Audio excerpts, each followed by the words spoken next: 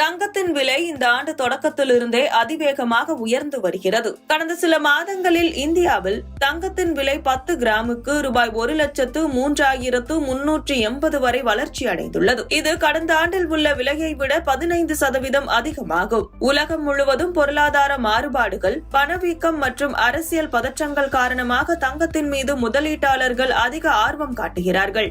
Resin பீதியில் பங்குச்சந்தை முதலீடுகளை விடவும் தங்கம் பாதுகாப்பானது என்பதால் தங்கத்தில் முதலீடு குவிகிறது.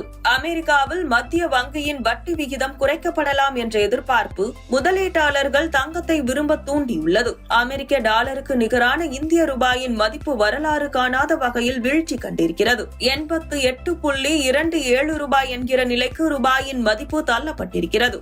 இந்தியாவிலும் சீனாவிலும் பொருளாதார சிக்கல்கள் மற்றும் மந்தநிலை காரணமாக தங்கத்தின் தேவை தொடர்ந்து அதிகரிக்கிறது.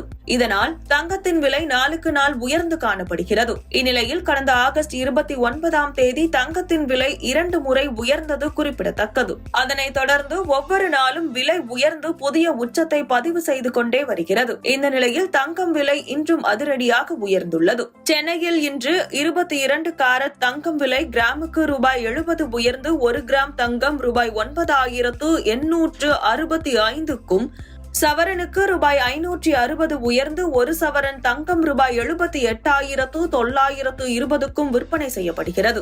அதேபோல 18 காரட் தங்கம் விலை கிராமுக்கு ரூபாய் 60 உயர்ந்து 1 கிராம் ரூபாய் 8,170க்கும், சவரனுக்கு ரூபாய் 480 உயர்ந்து 1 சவரன் ரூபாய் 65,360க்கும் விற்பனை செய்யப்படுகிறது. இதில் வெள்ளி விலை மட்டும் கிராமுக்கு ரூபாய் 1 குறைந்து 1 கிராம் 136 ரூபாய்க்கும், 1 கிலோ வெள்ளி 1,30,000 ரூபாய்க்கும் விற்பனை செய்யப்படுகிறது.